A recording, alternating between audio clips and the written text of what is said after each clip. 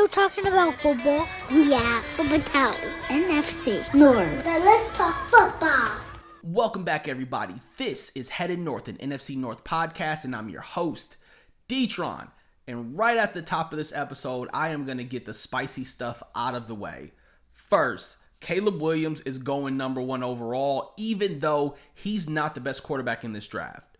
J.J. McCarthy will likely get drafted before Bo Nix, and the best receiver in this draft will probably be taken at number 9. All right, you listening? Now that all of that is out of the way, let me tell you about what we're going to be discussing on today's show. I'm going to tell you about who I believe each of the 4 teams in the NFC North will be drafting in their first round. I'm also going to be talking a bit about their needs. So what are the positions that each of the teams still need to shore up, and why that's going to influence who they draft in the first round. As always, if you have listened to the show before, thank you very much. If you haven't, thank you for finding us. Be sure to share, like us, leave us a comment, interact with us. At the end of the show, I'm actually going to put up my first round mock draft on our Instagram, and you'll also be able to see it if you are on the YouTube channel. That way you can engage with me. I'd love to explore these topics a bit more, but today's episode, I'm going to try to keep it concise for you. So we're going to jump off with the Chicago Bears, since they will be selecting first overall, and that's what we're going to talk about. So I got up on my big board here the needs that the Chicago Bears have. Now, a bit of this is from watching the team. Some of this is from Sharp Football Focus. There's a lot of sources that I sort of pulled to get a really good consensus on where they still have issues. So top of the list, of course, is quarterback. Everybody knows it's going to be the Caleb Williams show. They've been painting him like the superstar. He's been a superstar in college. He sort of fits the bill for what they want to do with revamping their offense now that they've let Justin Fields go. So top of the needs list is definitely quarterback for the Chicago Bears. You then can potentially say defensive edge, defensive lineman. So they have Montez Sweat, who last year 57 tackles, like 12 and a half sacks, 3 forced fumbles. He's solid. But on the other side, they got DeMarcus Walker, who, 30 tackles, 3.5 sacks in 2023. So could get some more production off the end. And then I think from a defensive lineman perspective, they got no real talent in the middle of that defense. Let me go back. They do have talent, but they don't have any names that sort of jump off the page as like run stoppers in the middle of that defense. So certainly something that they could be looking for come the second round. Probably not taking it with their picks in the first round because they got some offensive needs that they want to try to build upon. So with the first overall pick, I already mentioned it right at the top of the show. I think the Bears are going with Caleb Williams. And I also mentioned that I don't believe he is the best quarterback in this draft. And on paper, Caleb Williams had a great career at USC. And I think he is going to go on to have a solid NFL career. But I actually think that Jaden Daniels is a better selection at the number 1 pick if I were the Chicago Bears. But I'm not them, and it looks like they've already married to the idea of bringing in Caleb Williams. At least that's what all of the media suggests. So I'm going to go ahead and put Caleb Williams up on a board at number 1 overall to the Chicago Bears. So the Chicago Bears actually have 2 picks for this year's draft. Now, in the first round, they got the number 1 and the number 9. Now, they have a pretty solid defense. So you're looking at Edmonds and Edwards and Sanborn at linebacker. You've got Tyreek and Jalen and Jaquan. On the back end, they added Kevin Byrd. There's a lot of folks on the defensive side of the ball. They like I mentioned, need to address that defensive front. But the secondary and the linebacker core seem pretty solid. And with the addition of Keenan Allen to that team, they just added another major offensive weapon. But I think they're going to select another wide receiver with the number 9 overall pick. And I think they're going to go and get the best wide receiver in the draft. And that's Romeo Odunze out of Washington. Dude is big. He's physical. He's a playmaker. Like, if you watched Michael Penix Jr. throw him the ball, you know that this dude is legit.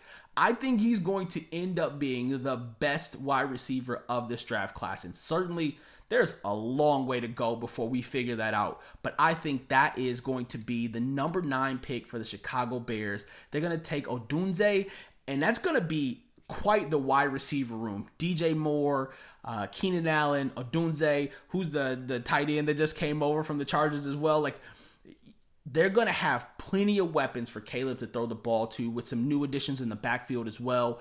It's going to be quite an offensive show for the Chicago Bears, and hopefully they can build on some of the progress that you could see during last year. But that's where I'm going with the number 1 and the number 9 pick for the Chicago Bears. I'm going Caleb Williams and Romeo Odunze. All right, now we're going to get into Minnesota. Much like the Chicago Bears, Minnesota needs a quarterback. They already sent Kirko to Atlanta. Kirko is getting big paid over there in the ATL. And with that, it leaves quite the void here in Minnesota. Now, they do have quarterbacks. If I'm looking at my big board, I got Jaron Hall is probably the third string quarterback. You got Nick Mullins, who's the backup. And then they brought in Sam Darnold. Now, Sam Darnold is serviceable. He's a veteran. I don't think they're going to go through the whole season with Sam Darnold as their starting quarterback. There is no way that they don't take a QB with their number 11 overall pick. I think they probably try to move up a bit. If they're not going to move up in the draft, I've got them taking with the number 11 overall pick, Michael Penix Jr. Yeah, so you're going to see him go to Minnesota and throw the ball to Justin Jefferson. That should be a pretty good connection. Michael Penix Jr., it does not prefer to get outside of the pocket, although he has some mobility. He prefers to stand there and get rid of the ball. And what better target to throw to than JJ? So I see them going and getting Michael Penix Jr. and him immediately being the lead candidate for the starting role there in Minnesota. Now, I mentioned what their needs are at quarterback, right? If you look, they also got some needs around defensive line and defensive secondary.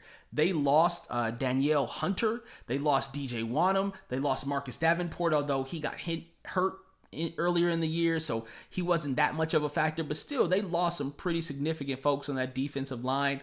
They did add Jerry Tillery and Jonathan Bullard, who were both quality adds to that defensive line. But I think that they are probably going to want to address some more defensive line or defensive secondary with that extra pick that they have in the first round. So forgive me if I butcher his name, but I got them taking Jerzan Newton, defensive lineman out of Illinois.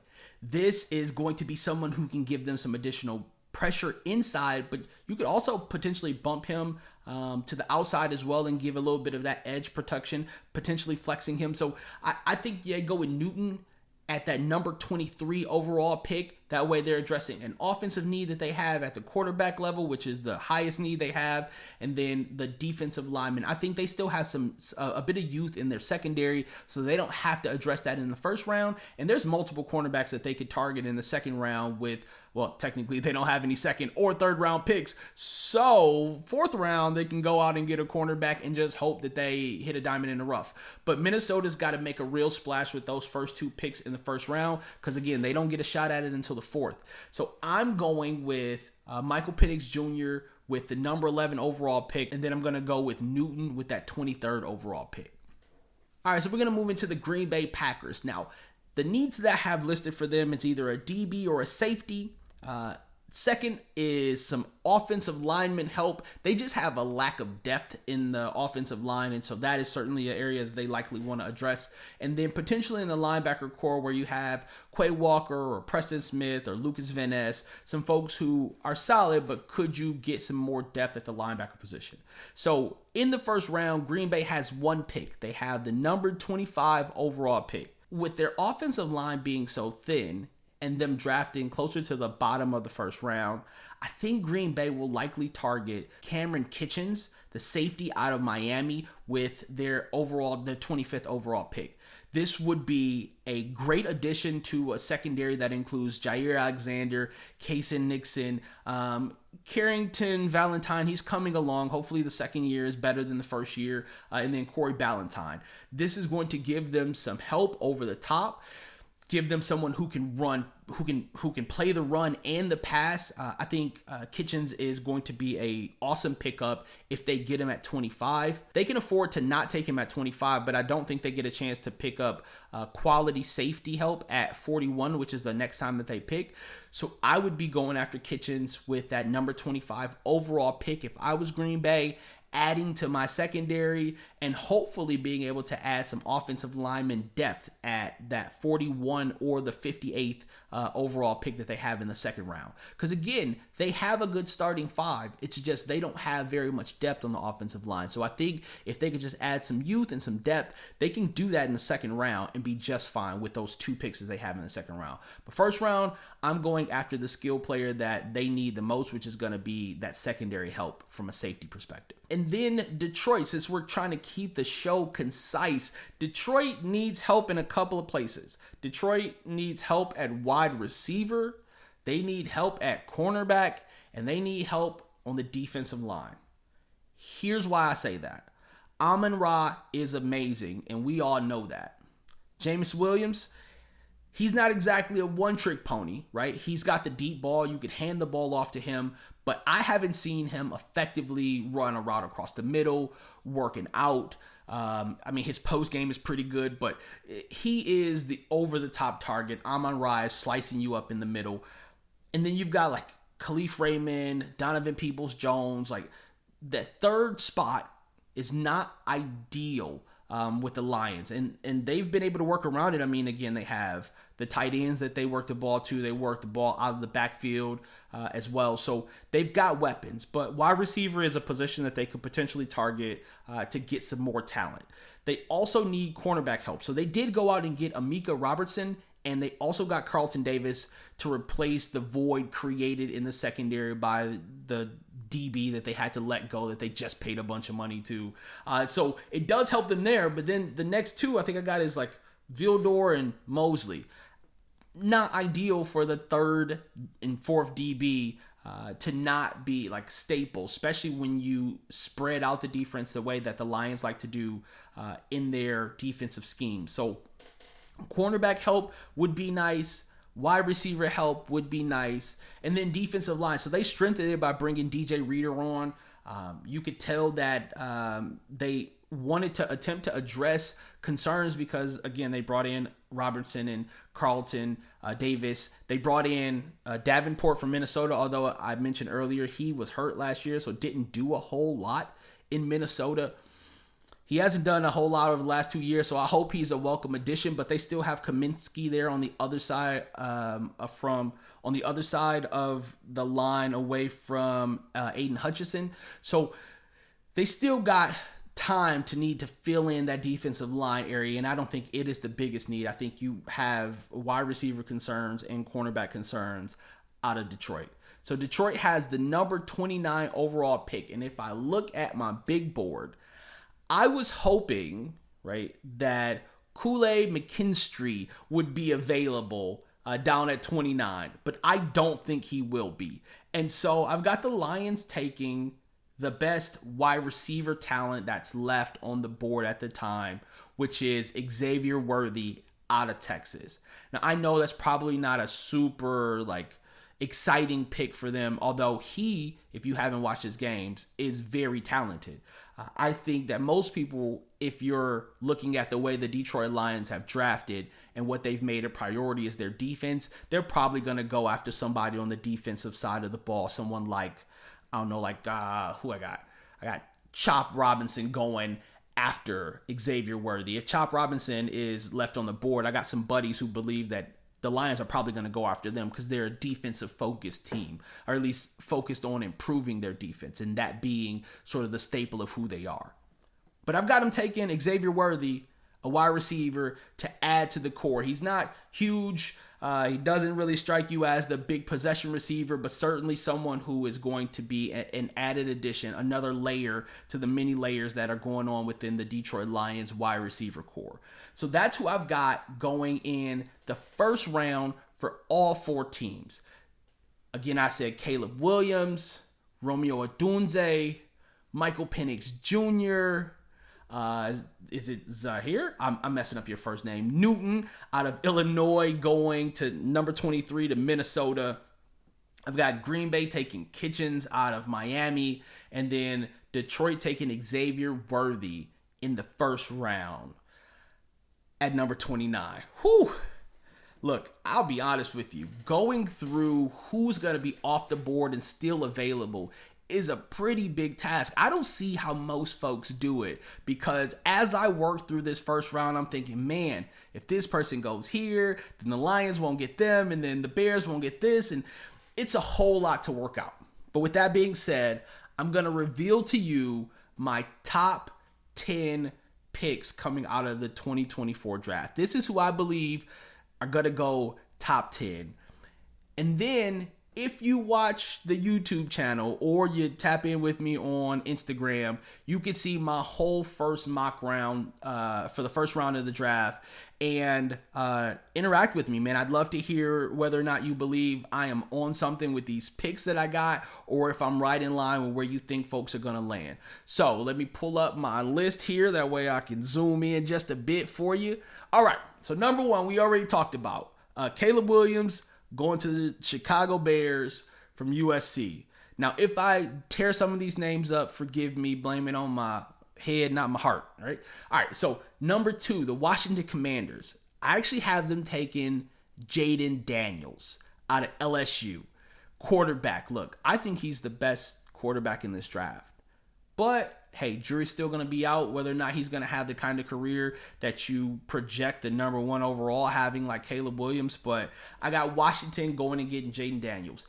At number three, New England, I've got them taking Drake May out of North Carolina. Drake May could sling the rock. And the one thing that they were not getting out of Bailey Zappi and whoever else was in New England was someone who can sling the rock. Now, certainly they got to protect him, right? But he's going to let the ball go. Didn't play against amazing competition throughout his whole time in college, but whatever. He clearly is very talented. So I got number three, New England, taking Drake May. He seems like he might fit that New England scheme as well. Number four, Arizona. I think they take the first wide receiver off the board, and that's Marvin Harrison Jr. He's slated as being the best wide receiver coming out of college. I disagree again. I've got Odunze as the best receiver, but whatever, you can disagree with me, but I don't think that Arizona is going to pass on a chance to take Marvin Harrison Jr. when they don't have a quarterback concern. They know who their quarterback of the future is. Going at number five. Now, this one I debated with a couple of my friends. So I've got the Los Angeles Chargers taking Brock Bowers out of Georgia, tight end. Who takes a tight end number 5 overall? Well, this kid is solid, super solid. If you've seen any of Georgia's games, you know he's a quality player. But the reason my friends disagree with me is because they watch University of Michigan football, and having Harbaugh there in LA, the focus is probably be on protection and offensive linemen, being able to go and get someone like the kid out of, Oregon State. Someone who can protect Herbert, and then they're going to run the ball a lot. So my pick for this one could be a little off, but if you've got the number 5 pick, he's still on the board. A solid pick, Bowers out of Georgia. Number 6, I've got the Giants taking Malik Neighbors out of LSU. If you've seen the Giants play, you know they need offensive help. They need some weapons. I mean, they need a quarterback who's in there too. But once Daniel Jones comes back, if they allow him to throw the ball instead of trying to do a run option like this is, high school, then maybe Malik Neighbors will be just what they need to be able to stretch the field, some playmaking over the top, someone who they can truly have as a number 1 wide receiver, because they don't really have a number 1 wide receiver right now. All right, so now that we got the Giants out of the way at 6, at number 7, I got Tennessee taking Joe Alt out of Notre Dame, a tackle. Protection.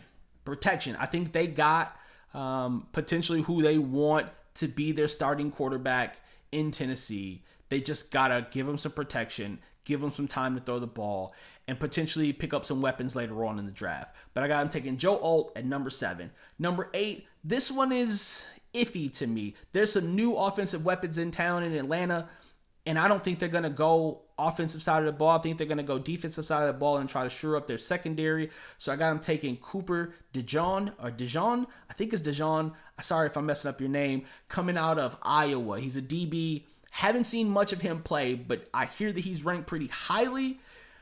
Coming off of an injury, though, so we'll see how he responds and if that injury is going to have anything to do with his draft stock. At the number 9 spot, I mentioned already that I thought Chicago Bears are going to take Romeo Odunze, and I believe him to be the best wide receiver in this draft. I got him going at number 9.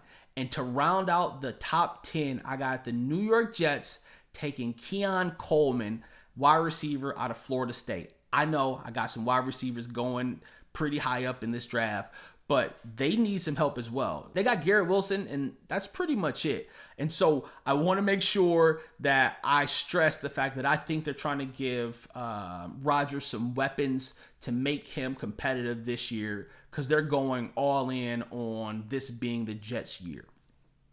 So those are my top 10 picks for the draft. Again, I will put up, if you're on YouTube, I will add the rest of the draft picks that I think are going to go in the first round. If you're not on YouTube and you don't want to head there, you can certainly hit us up on Instagram. We are Headed North Podcast. I appreciate you listening to today's show. Try to keep it brief for you. Talk about the first round. I don't know if I'm going to get to second and third round because it can get a little dicey once you get out of the first round about where everybody's going to go and when people start making trades. But for sure, I got my first round picks up, and hopefully we can come back and fact check these after the draft, which is less than 2 weeks away. As always, if you're still here, greatly appreciated. Thank you for listening to the show. And if you come back next week, which I hope you do, make sure you got your bags packed because we are headed north. I'm D-Tron. Peace. Are you still talking about football? Yeah, but NFC North. Then let's talk football.